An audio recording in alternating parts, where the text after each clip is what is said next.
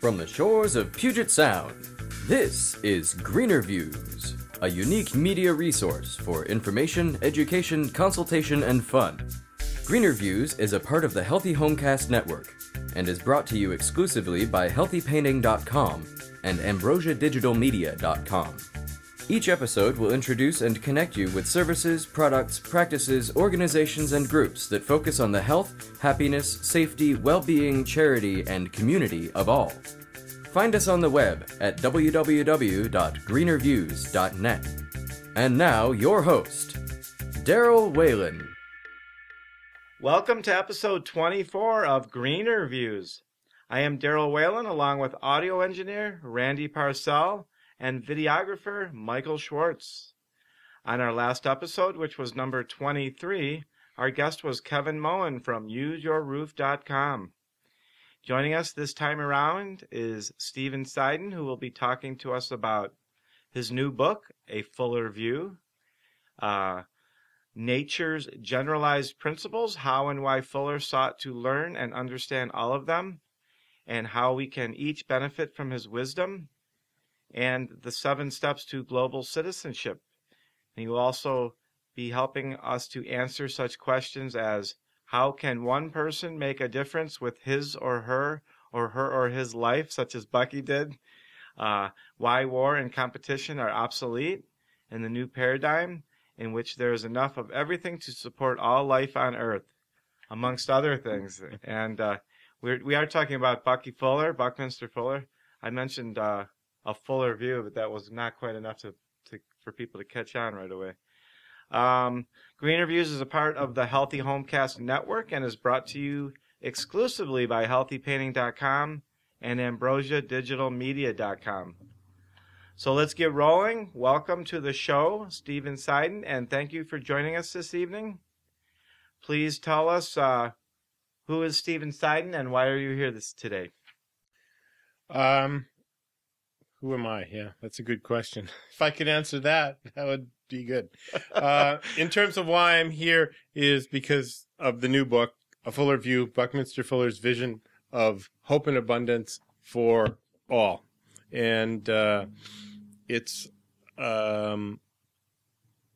I first saw Buckminster Fuller in 1973 or something like that, at a big symposium. There was maybe 8,000 people there. He walked on stage. They introduced him as Buckminster Fuller. He walks on stage, this little old man, he was about 5'4", thick glasses, hearing aids, and he sits down on a chair and he starts talking. And 5 hours later, he stopped. And the only reason he stopped, that was actually he was scheduled for like an hour and a half. But you didn't stop the man. This was Buckminster Fuller. When he was famous. And so I had the same experience that I've heard many people talk to me about because I've done a lot of Bucky Fuller stuff, which was they'd say, that was an amazing experience. It changed my life. I have no idea what he said. Because he was a presence when he was around. And I started working with him and the Friends of Buckminster Fuller Institute in 82 when we were doing these things called Integrity Days, which was, Bucky would talk about integrity for an entire day, which was the core of his message, actually. The last thing he ever said publicly was, people said, you've done all this stuff, you're this famous guy, what's the most important thing? And he said, the most important thing is personal integrity. Hold on to your integrity no matter what. So we were doing these integrity days, and then he died.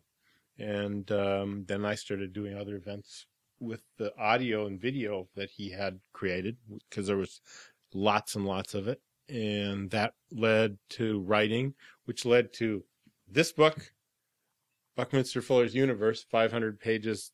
It's actually a readable biography, which is why I wrote it. I wrote it because people would ask me what they should read, and you don't read Bucky, you study it.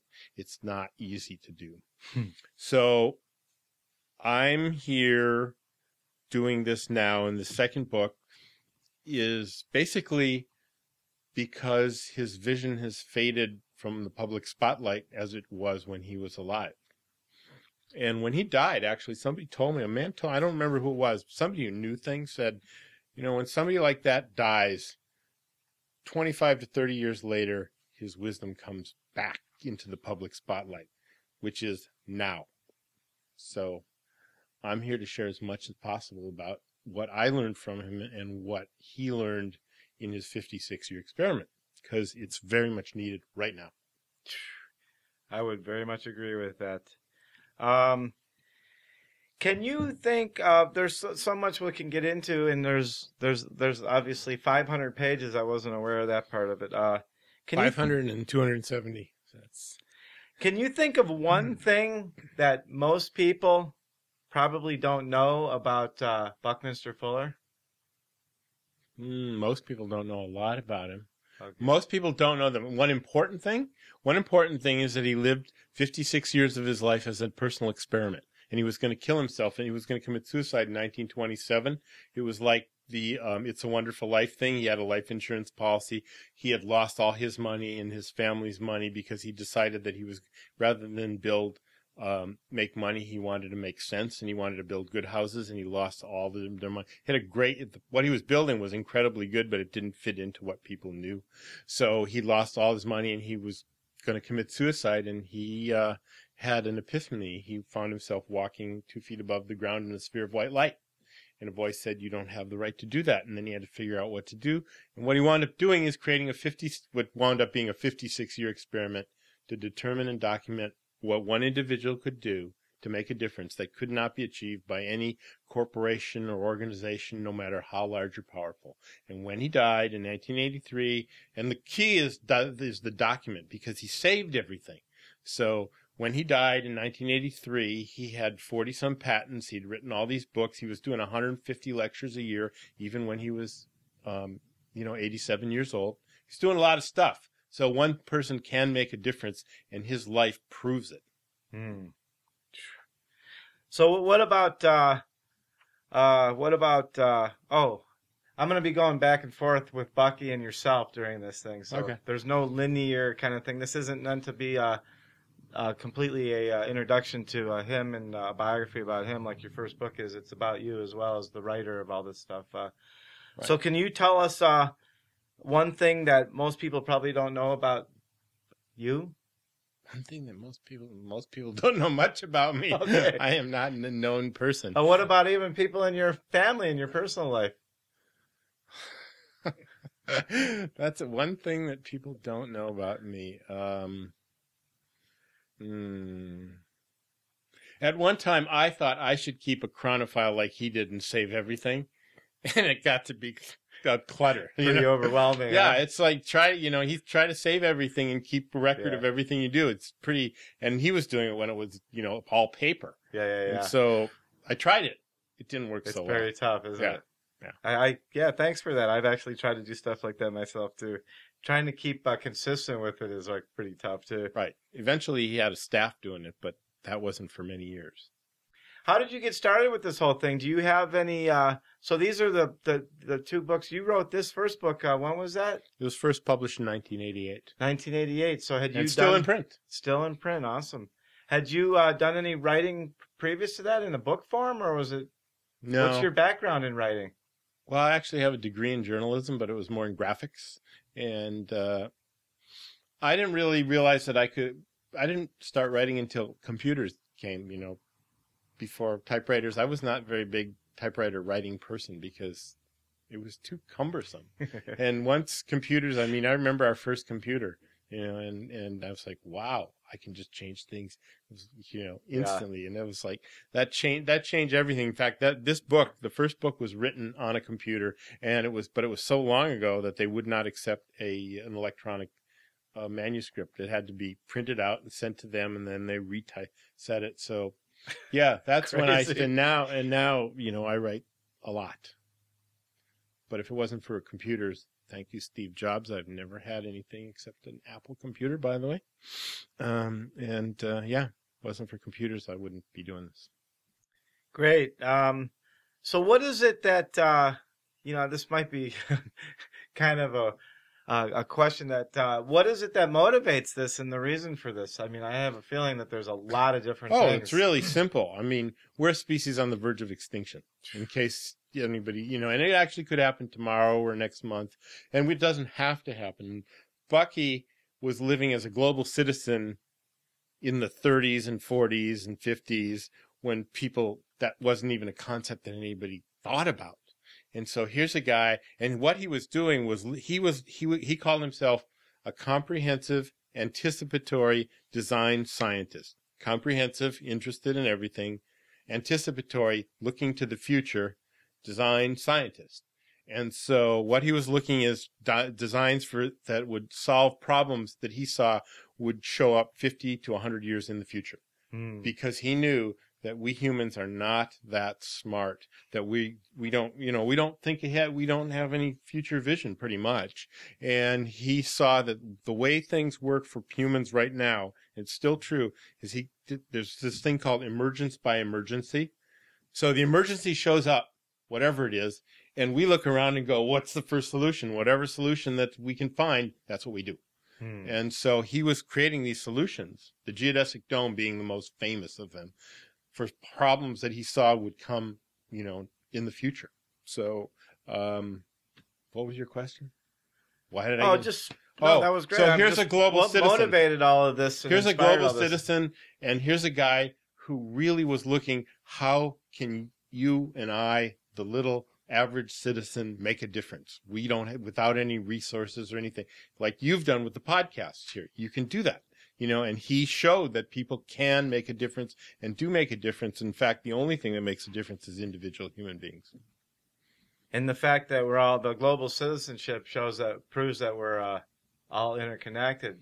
Right. And so he was like one of the persons that was really into this whole we thing, not this me thing. Right. And I mean, in the new book, several people, including myself, but other people said, he was a Buddhist. Yeah. And the Buddhist's whole thing is with and for all beings. So he, he realized that we were going to reach a point very soon where it was going to be everybody or nobody. And he started working on that way before anybody cared. Yeah. And now people care. They say he was the first environmentalist. I don't know, but they say. So when was Bucky Fuller? When was he born? What year? He was born in 1895 and he died in 1983.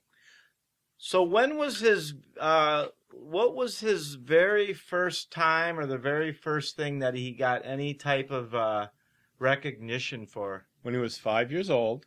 5 years when old. He was in, you have to understand that he was, when he was born, for the first 5 years of his life, 4.5 years of his life, he was basically blind because he didn't have glasses and nobody knew that he couldn't see. This was in 1895. Wow. So he saw everything as blurry. And when we finally figured it out and they got glasses, they put glasses on him. He never saw eyes. He thought the things that his sister was telling him, that she was making it up.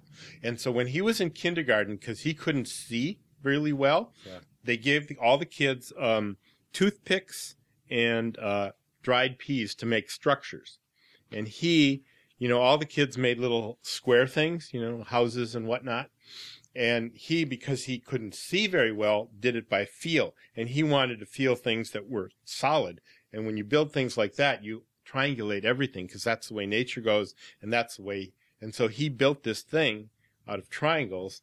And all the teachers went, whoa, what is this thing? It turns out, and about 60 years later, he patented it. It's called the octet truss, which you see, when you go to concert anywhere, you see these triangular beams that go across that hold that's called an octet truss. He patented that, and that was the thing that he built when he was 5 years old. So what about, so that's when he built it, but he didn't actually get any national or... No, now he's 5 years old. When did he first get some type of an attention from... So obviously the lines of communication and the media were certainly a lot different than then, but also that stuff did spread around, just like being a journalist. It probably started out maybe in some local Well, what happened was a lot of things happened, but the big kind of first invention was the Dymaxion house, which he built a model and started showing it around to people, and eventually it got into it was called the 4D house before, and it they put it into Marshall Field's in Chicago, the department store, because they were showing these futuristic furniture and they wanted to get people into the store. And so they had his model of his house. And that's where the word Dymaxion, which is his trademark word for things, came from. Some advertising guy created it for him. He created it out of the words dynamic, ion, and maximum. So then he started getting more and more publicity, but he didn't really become that famous until the invention of the geodesic dome, which changed the world. And what year was the geodesic dome? It was invented about 1948 and 1949, but it didn't get publicity until he was messing around with college students and they were building different ones. But see, this is the emergence by emergency. So he got it patented. He got a really good patent not because he wanted the money, but because he knew that when the need came around, big corporations would do anything they could to break his patent. So, and he would not get credit. He wasn't looking for the money. He was looking for the credit because he was doing this experiment, this 56-year experiment. And it was really important. And so he had this great patent. And I don't know if you remember when the Russians were going to come and get us over the pole. You know, they were going to send missiles over the North Pole to kill us in the 50s. I remember hearing about the Russians. Right. But I don't know. Yeah. So back in those days, what happened was we needed something to protect us, to protect our radar that we're putting way up. It was called the Distant Early Warning, the DEW line. And they had to set, and the structure had to be light enough to fly in. You had to be able to erect it in a couple hours because it was in the frozen tundra. And it had to let radar penetrate. And the only thing that they could find was Bucky Fuller's geodesic dome in fiberglass. And when that was the only thing they could find, he goes, yeah, fine. And by the way, it's going to cost you a lot of money. However, when the hippies wanted to build these structures and people wanted to do experimental things, he never charged them for the patent. So that's when he got to be really famous. And that's when, the geodesic dome, most people know him as the guy who invented the geodesic dome. They don't know him as a poet and a philosopher and all these other things. So. Hey, Michael, are you familiar with do you remember the geodesic dome? Or Michael and I grew up in Ohio, and what city was that in? Do you remember?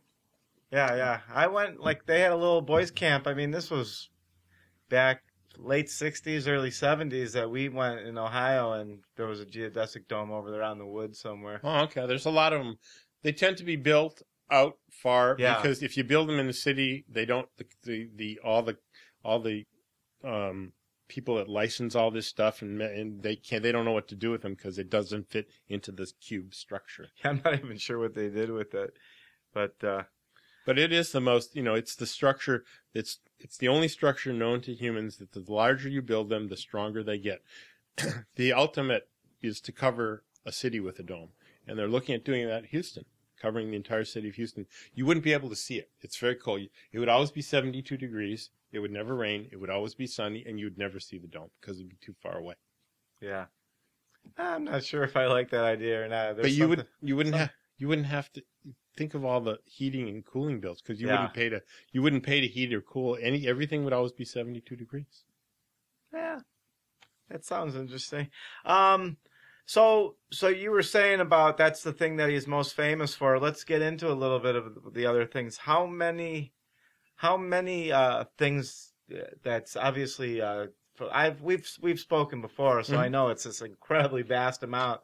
But what's the speculation on how many things that he's actually created or invented? Well, he's invented a lot of things, but the thing about the inventions is he wasn't inventing things to invent things. The Dymaxion car, which now there's been a fourth one built, which people can, you can see it was in Miami recently. Sir Norman Foster had a fourth one built perfectly to match all Bucky's things.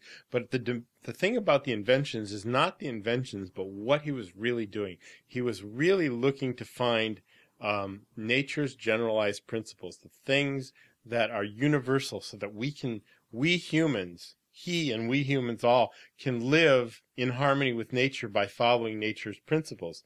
So, and the inventions were to demonstrate to people, because he knew that people, you could talk about things from now till forever. And Bucky used to talk about, he said, everybody's got good ideas, but if you don't put them into action, if you don't do something about them, they're worthless. So he would build these inventions so that he could talk about things. So geodesic dome is a perfect example.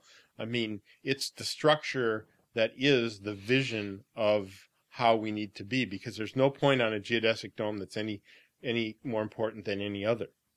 And on a total geodesic sphere, if you whack it, they had one that was built one out of these steel girders. It was like a big thing, and a truck backed into one of them, and it bent the one on the far opposite side because it just radiates. No point is any stronger than any other. No person on the planet is more important than any other. And so that's what he was doing all the time, and he was looking to solve these problems. The main problems: housing, transportation. I mean, the Dymaxion car in 1933. I mean, he built this car, if you can call it a car. It was a transport, he called it.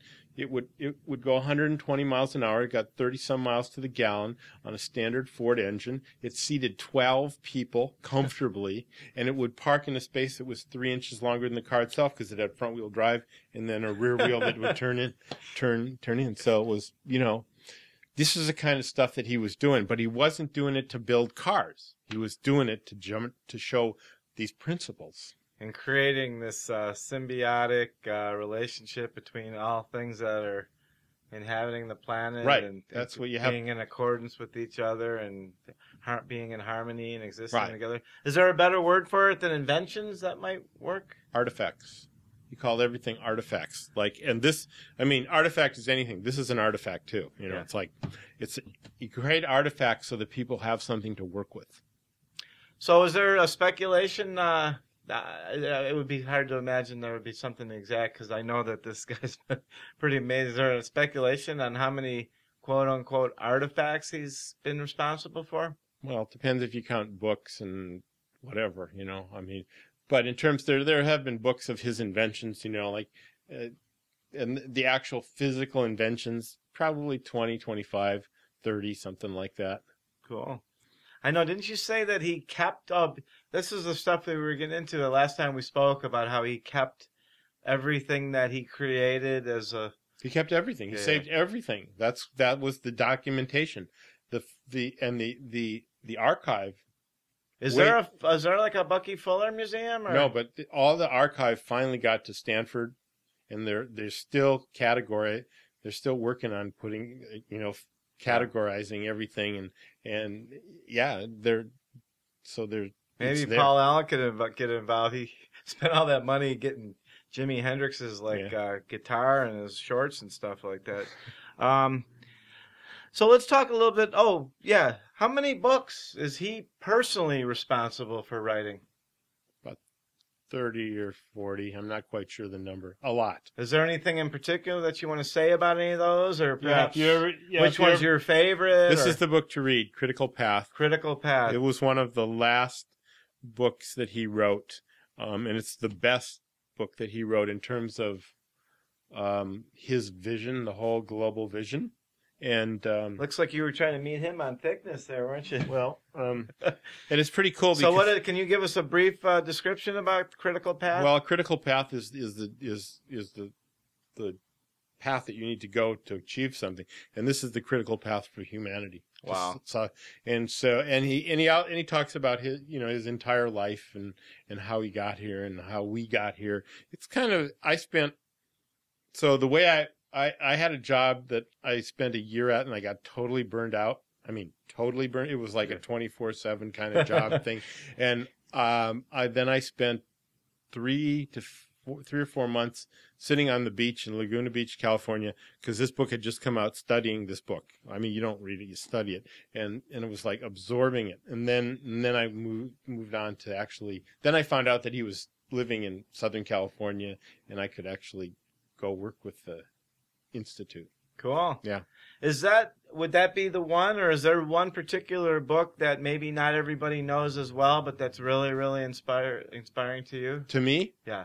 Actually, the book that nobody knows about that was inspiring to me was not written by him. It's called Cosmic Fishing. It was written by Ed Applewhite, who collaborated with him on the other major book that I don't recommend people read, because it's called Synergistics 1 and Synergistics 2. They're both that thick, and they're all about.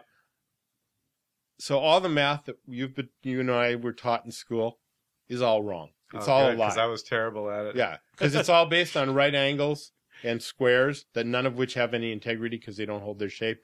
Synergistic math is based on triangles. And Bucky created a whole math that was completely different from what we're taught. And he wrote these 2 books, and Ed Applewhite was his collaborator for, I don't know, like 10 years to get these books written. And then he wrote this little book called Cosmic Fishing about what they were doing, how they did it. And it's a really nice look into Bucky's life and how how he actually worked. I mean, he was not an easy person to work with. Yeah. Because he was rewriting his books even after they were published. Yeah. It's just like, you can't do that, Yeah, So, well, those kinds of creative minds. Yeah. Yeah. So, how many, I just like to throw out this goofy stuff, but how many books do you think were written by other people about Buckminster Fuller and his work? Oh, there's been I would say there's probably on the order of 50 to 100, something. Oh, okay. Yeah, a lot. So it's not like thousands or anything? No, not yet. Not yet. But so you're doing pretty good. You got 2. Right. Your second one's coming out pretty soon. We'll get into that in a little bit. Yeah. Great. So why don't we talk a little bit about, and I like that you brought it up because it's something I had written down ahead of time, was about the, not only about the, I already forgot the word, but, the thing they were talking about, the inventions and stuff. Artifacts. The artifacts, but the philosophies and the ways of thinking and stuff. What are some of the stuff along those lines that he had created? Well, the first most important thing, which is also the first thing in A Fuller View, because this is a book of quotes and explanations of the quotes. The first thing is start with universe. Start with the whole. So, and you don't, the problem we've gotten into is we start here, and then when we get to here, we go, oh my God, we made a big mistake. We've done it. We're not looking like our ancestors used to do 7 generations into the future. Which is a common kind of indigenous peoples kind of thing. Oh, it's always about 7 generations forward. Yeah, right. But we don't do that anymore. No, we don't. I mean, when they invented and then another one is that I like to use a lot is the quote, you can make money or you can make sense. The 2 are mutually exclusive. Yeah. And people go, well, does that mean I'm not supposed to, I'm supposed to be poor? And no. It means exactly the opposite. It means that if you're doing something, when you started at the beginning, if your intention is to make money, you probably won't make sense. And if your intention is to make sense, and it's supposed to be, you'll be supported. And the internal combustion engine, once again, is it's like, look at that. Those guys, there were a lot of other options back when they came up with an internal combustion engine that they could have done. And they wanted to make money, they didn't want to make sense.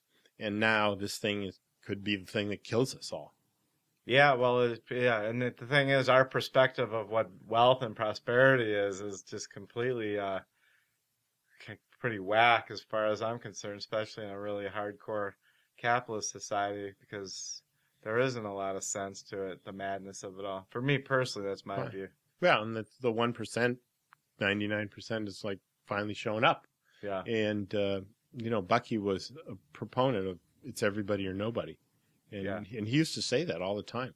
It's everybody or nobody. It's in the Constitution. I'm not a nationalist or a hardcore patriot or anything, but it is we the people. It's not those of us who can stomp on everybody else and have more. Right. It's we the people. In fact, I use that phrase a lot in the book. When I talk about we the people, I'm not talking about Americans. No. We're talking about everybody. Creatures. Yeah. We the people. And it's not just humans either. It's animals and nature and everything. All sentient beings. All sentient beings. Thank you. So did he have any particular religion or political affiliation that he acknowledged at all? Or Well, first of all, he was opposed to organized religion, period, because he saw that organized religion was about divide and conquer, and to keep divided. Yeah. Although his great grandfather was a Unitarian minister, and all the men in his family had either been lawyers or ministers until his father. His father was a merchant, but they broke away. So he would say, he was very big about God and spirituality. He wrote tons of poems and things about God and spirituality, and he always talked about God, but it wasn't organized religion. It was about spirituality. He made that distinction quite clear. Politically, although he was in the Navy and he served in World War I, and he said, he would, at the end, in the last 30 years of his life, he would go, I'm apolitical. I have no politics. He would say politics is obsolete, if not lethal. Mm. So, because it's divide and conquer. It's divide and conquer. And if there's enough to go around, which is the basis of everything Bucky Fuller was about, that there is enough to go around now. And if there's enough to go around, we don't have to fight over it anymore. And that's what politics and nations are all about. So he probably wouldn't have been watching the Super Bowl yesterday, huh? Actually, he probably would have, because he loved football. That's interesting. He was going to be quarterback of the Harvard football team, even though he was short, except he had his knee got hurt. But he loved football. But probably some more from a athletic, vibrant kind of perspective, and not the competition. Well, not the money competition part of it, Yeah. Wow. So, we're going to take a little break here. We're here on episode 24 of Green Reviews, and we're here with Stephen Sieden, and we're talking about Buckminster Fuller, and we're going to come right back after the short break, and we're going to get into his new book. Right back. You are listening to Greener Views. Gravity connects me to the earth, which connects me to people who connect me to myself more honestly. And gravity connects me to the crust, which connects to the leaves on the trees that make it possible to breathe.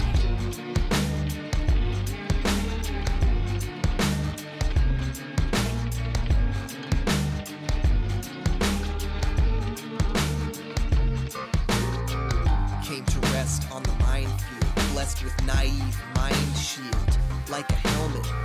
They would tell us that we don't know how we feel or how to connect with other people on the planet. Oh, if we only knew the power in each blue, disillusion little. In the vision of one resides all, destroy the individual, for this is critical. The self ain't everything, hands to grasp, to cling, to mask material vastly shipwrecked beings. At last, release the greed amassed with capitalist tasks and contact. The mass communication is all we have in dwindling fast. Alrighty, we're back, and we're here with Stephen Sieden, and we're going to get right into it. Tell us about your new book, A Fuller View. What is it about? What you just take it over. What's this book about? Why'd you do it? Okay. How did it get compiled, and what's from the time that you started to the time it's now? Tell us the whole transition and the whole thing, transformation. Yeah. Well, first of all, it wouldn't exist without Facebook, because I re-met an old Bucky friend of mine from 30 years ago on Facebook, and he's a publisher, and it came out of a conversation that we were having online. He lives in England at like 2 a.m. in November of, I can't remember, 2009. And had written him and asked him about another project that I was working on, because I knew he was a publisher. I didn't really want him to publish it, because that's not what he does. That's not what he did at the time. And he sends me back this email at 2 a.m, says, after 20 years, you must have another Bucky Fuller book in you. And I told him how I used to put on Facebook, I would put a Bucky Fuller quote, and then I would put a little explanation, and people loved it. They were like, when it wasn't there, they were like, where is it? And he said, that's the book I want. So I started I would take Bucky Fuller quote, and then I would write an, explanation commentary so that people could understand it. Because most people don't understand it. And I knew that that was not going to be a bestseller because it's me and Bucky Fuller. Who knows me? Nobody. And so that was one night I had this flash of inspiration, guest commentators, because there's a lot of famous people who are, knew Bucky and hung out with Bucky or were Certainly influenced inspired by him. Yeah, tons of them. And so I wrote to Michael in the middle of the night and I said, how about we'll have guests in? He thought, great idea. How many do you think you could get? And I'm like, 12. So we have 42. Wow. And it goes all the way from Gary Zukav Wow. and John Robbins and Joan Halifax and those kind of famous people to Anna, I can't remember her last name, who's a middle school student, which her piece is really nice. I got her and her teacher in there. And so it's got a lot of different people with a lot of different perspectives. And some of the stories in there have never been, people who have personal experiences, and these stories have never been published. Wow. Yeah. Cool. Yeah. So why is this book so important right now? Well, because Bucky lived his life in a way that most of us want to live. I want to live my life that way, and I know you do. It's how do we contribute? What do we do? Well, here's a guy who did it. He did it for 56 years, and he proved that it works. I mean, one of his disciplines that he took on in 1927 is that he said, I will no longer work for a living. I will no longer work to earn a living. I will do what needs to be done and that I see is not being attended to. And nature supports that because we're part of nature. There's no artificial trees. There's nothing artificial. Nature supports what needs to be done. He said, if I'm doing what needs to be done, I will be supported. So this is like a roadmap. And it's really easy.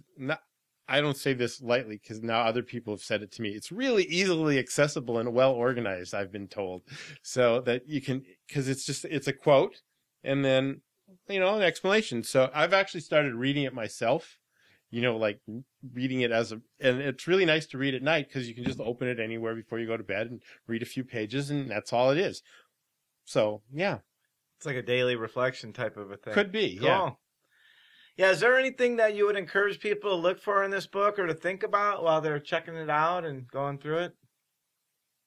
Encourage them to look for. Or think about. Well, I would encourage people to look to see how they could apply whatever they're reading to their lives. Because that's the practicality of it is the most important thing. It's like, how do you make a difference? That's in our life where we are in, the United States where we're, the most privileged people on the planet.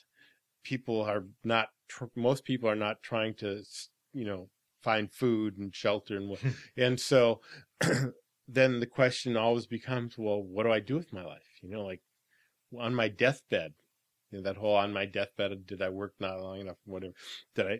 What do I do? Yeah. And Bucky knew what to do. And it's really simple. It's like, people ask me this, well, how do you know what to do? And well, you do what Bucky did. You look around wherever you are and you see what needs to be done that's not being attended to. And you do that. It might be washing the dishes. It might be creating a podcast. Who knows? It might be right. This book is a direct result of that. If somebody else would have come along and done this Bucky Fuller work that I've been doing for 30 years, said, hey, I'm doing that, I'd go, good, I can find something else to do. Because there's plenty to do. There's plenty to do. And life is actually pretty simple. It's just we complicate it. Tend to, yeah. Yeah, and as far as it being provided for, we don't really need very much to be provided for. We happen to complicate that up pretty good, too. Yeah. Yeah. So why don't you give us a little insight as you choose to tell us what it looks like as far as the publicity and the publication date and what people can look for and stuff, and we'll talk about how they could contact you, and of course it'll be on the site and in the video and stuff. Yeah. Well, it's available. They're pre-selling it on Amazon, and you can buy it anywhere. And you can pre-buy it on my web. If you buy it on my website, you'll get a signed copy. Ooh. Yeah. And a few other little goodies to go with it. But I'm looking to organize what I'm calling, let's see if I can get this right, the Buckminster Fuller Spaceship Earth World Living Re Tour or something like that. Basically, to share the message is wherever I'm asked. That's what Bucky did. You know, he would go wherever he was invited. So I'm actually looking and having people say, hey, he's available now to do this because he's finally finished writing the book. He can talk about it and he can share these quotes. I mean, the quotes are the cool part for me are the quotes, you know, these simple things. Start with universe. Yeah. So, call me Trim Tab. Trim Tab, very important. People need to know about Trim Tab. So that's what I'm up to. And Trim Tab is like, the book is a Trim Tab. Your podcast is a Trim Tab. Yeah, you could talk. I'm not exactly sure what that is. Well, ask me and I'll tell you. Okay, what is a Trim Tab? So a Trim Tab is, you know, people think that... I thought it was like a little diet pill. I'm like, what the heck is this guy I know, talking somebody about? said that. There Somebody is said something called Trim Tab. Like, so on the back of a rudder, like Okay. the big on a ship, boat or something. a big ship. On the back of a rudder, people think that they steer these big ships with big rudder. That's not how they steer the ship. On the back of the rudder, there's a little bitty, miniature rudder. And that's called the Trim Tab. So when they turn the wheel of the ship, it doesn't turn the rudder because that would take a lot of effort. Yeah. But it turns that little Trim Tab, which changes the pressure on the rudder, which causes the rudder to move, which causes the ship to turn. And on Bucky's gravestone, it says, call me Trim Tab. That was what he wanted to have. So basically what we need to do if we're going to really make a difference in the world, we need to look to where the Trim Tab is. The Trim Tab for me, yes, I could talk to one person at a time about this quotes and the books and whatever. That doesn't work. I mean, that'll work, but it's not as good as talking on a podcast or writing a book. So that's how we get the message out. You be a Trim Tab. So how can people, how do you, what do you need from people in regards to the book, and what do you need people to do, and how do you need, or not need, but I mean, well, of course we do all need each other, but how would you like people to participate in what you're trying to do with this book? Well, okay. First, there's the website, www.buckyfullernow.com. So, basically, we're looking to take the message out live because I love live events, being with people, and hopefully, then there are other pieces of things that we want to do. This is, like I said, this is volume 1. I have lots more of this, and I've put some of it together. And we're also looking to make more digital media, get it out there so that people. So basically, so that his message is back in the public spotlight again, even though he's not here in a physical body anymore. Yeah, and I had the pleasure of being able to go to this little, almost like a little Seattle neighborhood group at the coffee shop over there, and was at Ballard, I think, right? And yeah, it was pretty cool. I mean, there was it wasn't a big place, but it was a pretty good sized place, but it was packed. It was packed. Yeah, we had 50 people there. People were coming in, and it was like this tiny little coffee shop, and it was like people are going up the step, sitting on the steps, and sitting we in had the a lot of doorways. people there talking about Bucky Fuller. And people were really, I'll be honest with you, I'm 51, I'll be 51 soon, and I don't know that much about Bucky Fuller. I mean, I hung around the geodesic dome when I was a kid and didn't know anything about it. Yeah. I just thought, wow, that's kind of cool. But, I've had an opportunity to learn a little bit more over time goes on, and being involved in environmental stuff, people talk about them. But people were really intriguing and very passionate, and your discussion and everything about it was really, really great. And we did some version of this last year, and I think we went for 75 minutes, and it was there was no signs of stopping. Just the fact that I have that same Bucky Fuller issue. I could go on for hours and hours. And I'd have to say personally, from the exposure I've had to it, it's extremely intriguing. So, great. Well, let's we talked ahead of time, and we got a lot of stuff, but let's just draw on a couple of questions. How can one person make a difference with his or her life, just as Bucky did? Well, like I said before, what you do is you look around wherever you are. Gotcha. And do what's needed to be done. That's simple. Not being attended to. However, if you really want the bonus point, the bonus is if you really want your life to work, if you know, people want their relationship, they want their money, what all that stuff. It's like Bucky said, pick the biggest problem that you see and solve that. So the people who are working on solving world hunger, they don't worry about their relationships or their money because they got things, you know, that kind of just takes care of itself. So the bigger the issue that you pick to work on, not saying that you have to do that right away, but the bigger you work, the rest of the things just take care of themselves. I mean, I'm watching that with this book because I just said, okay, I'm going to be the Bucky Fuller guy because nobody else is. And that's really, truly, if somebody else would have come along, I've been waiting for somebody else to write this book and this book for a long time, and nobody did, and it needed to be done, and I really didn't want to do it because it's a lot of work, and it's a lot, you know, blood, sweat, and tears for a year. I mean, I spent a year, and I would do, did you ever see the movie City Slickers? Yeah. And Curly goes, find your one thing. This. Your finger? One thing. Just one thing. You stick to that and everything else don't mean shit. For the last year, people would talk to me and I go, I got my one thing. Don't bother me with anything else. You know, this was my one thing. And so everything else kind of takes care of itself.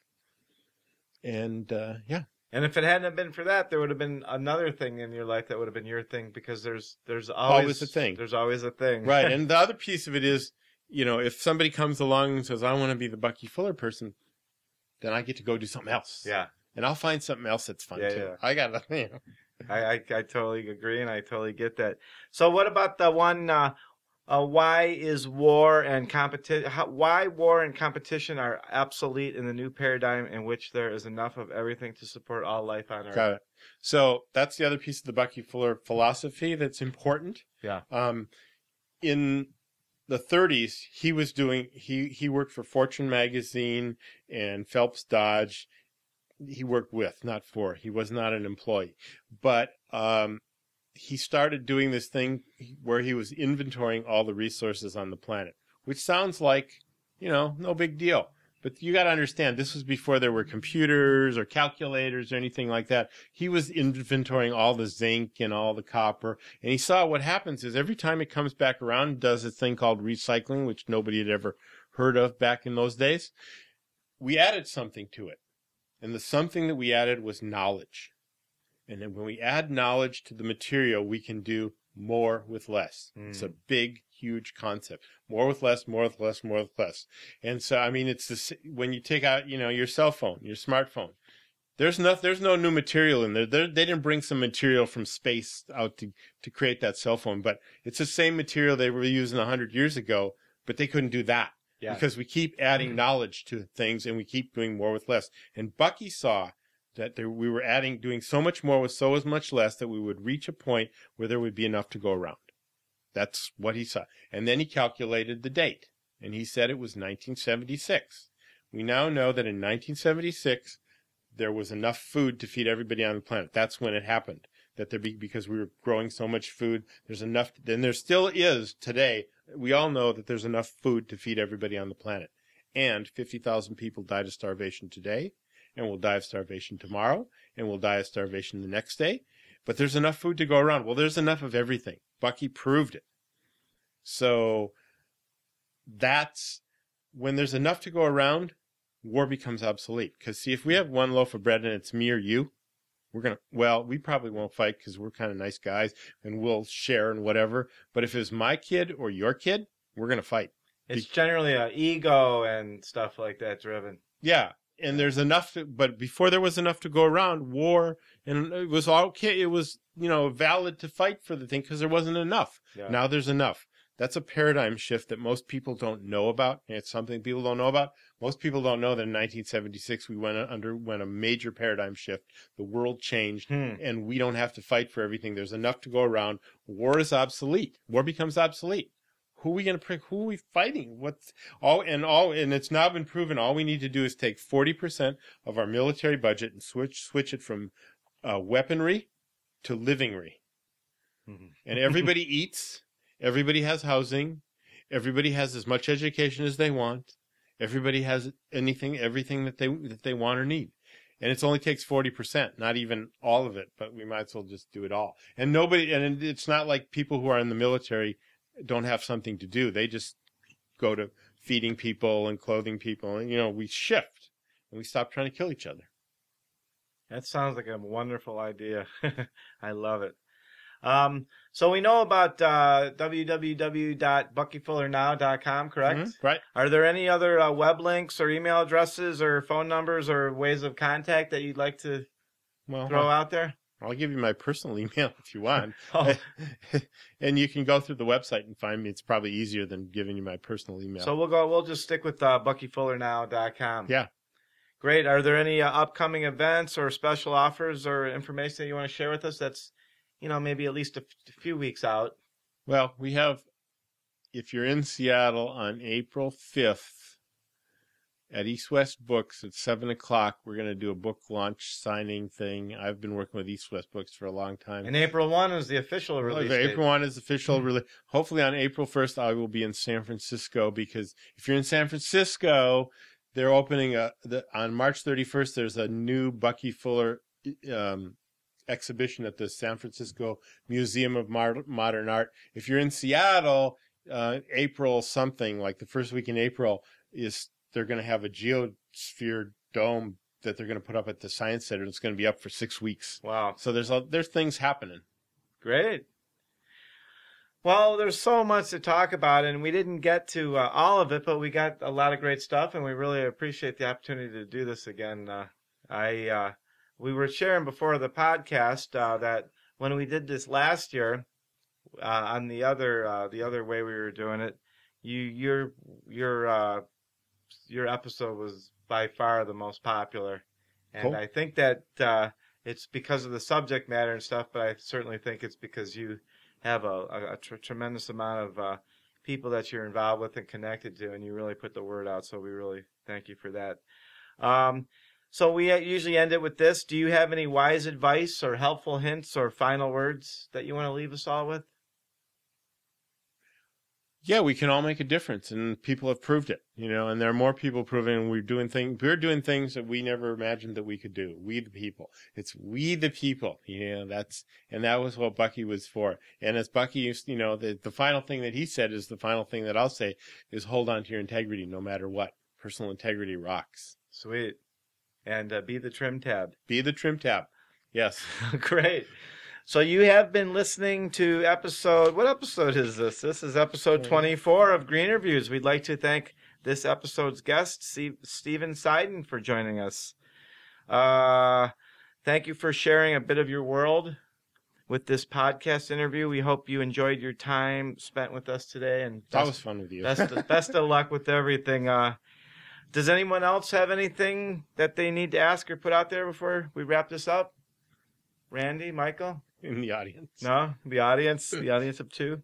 On our next show, episode 25, we will talk with John Nelson about Cove to Clover, which is a big annual race, and amongst other things. And I'm sure on behalf of myself, Daryl Whalen, and our crew, we'd like to say a heartfelt thank you to everybody for listening. Special consideration goes to AmbrosiaDigitalMedia.com. Please check them out.